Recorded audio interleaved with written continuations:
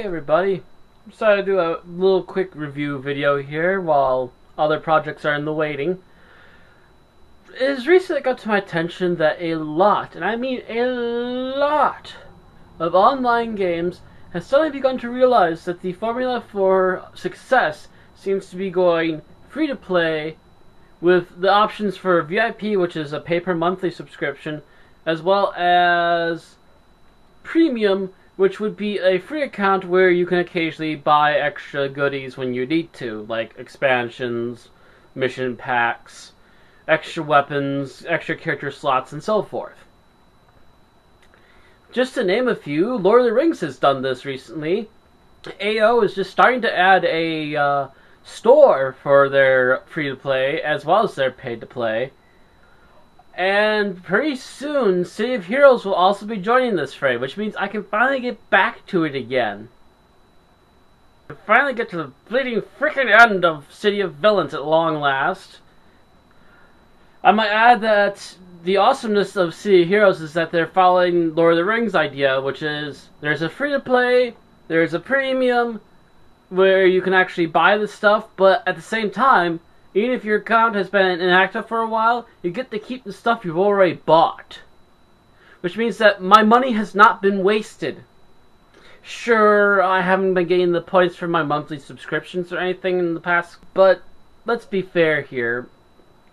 I don't expect points for something when they didn't have a point system ready yet, even though they do keep track of how long you've been playing. But they do keep my costume packs, which are a big thing for me because I like making new and exciting and interesting characters with new ideas added onto them. But it has recently come to my attention that another MMO has recently gone free to play. That MMO would be Age of Conan. Age of Conan is made by Funcom, the same people responsible for Anarchy Online. So, let's give the game a first glimpse at, shall we?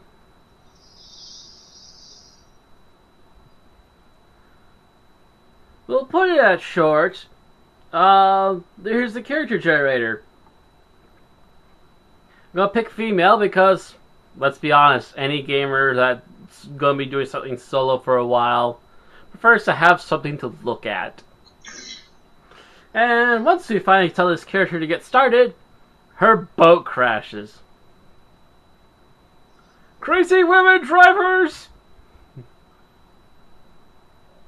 Once on the island, after a weird scene where she glows and then floats towards the surface again, she has found herself stranded on an island with her captors, apparently. So she wasn't steering the boat. Okay, she was a slave. Wait. What is she doing as a slave? Well, apparently she was just manning the oars. Okay, that's a little more acceptable. So as we start this sucker off, you can look at your inventory here and you realize this armor is pretty useless. So why don't we just take it? Oh my god!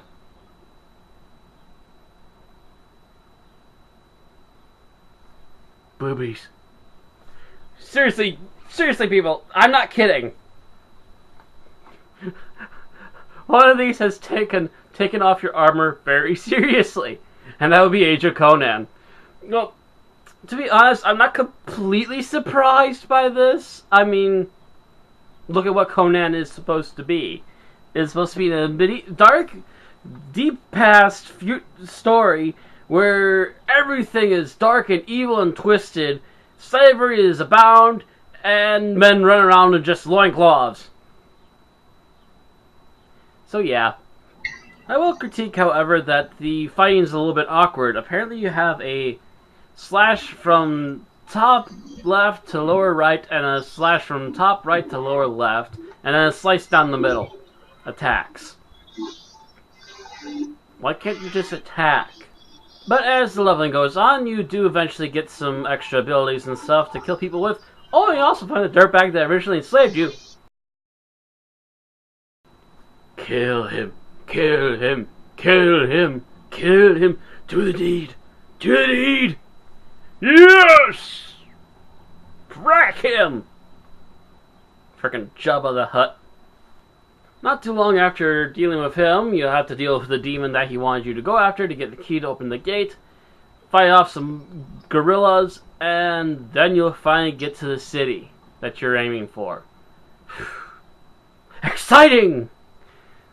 So yeah, on the way you've already fought villagers and other people who probably want to imprison you as a slave yet again. So you fought with already 3 different groups of enemies, as well as numerous bosses by this point. Most of the bosses are actually at your level, so they're just an extra long fight.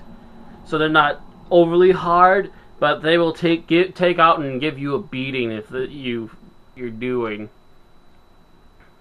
But overall, first impressions of this game so far is I would improve upon the fighting schematics, although they're okay. It's just very confusing the first time you're trying to do this.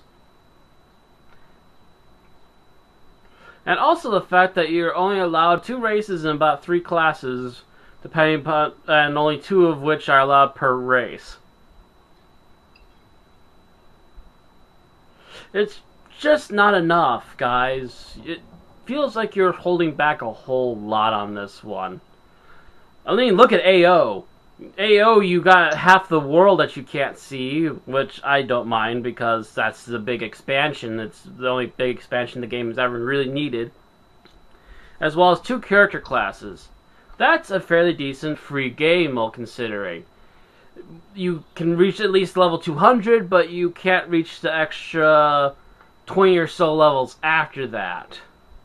Plus you don't get the 2 classes, plus you don't get to see the extra world, which is Shadowlands. Age of Conan just seems very, very finicky.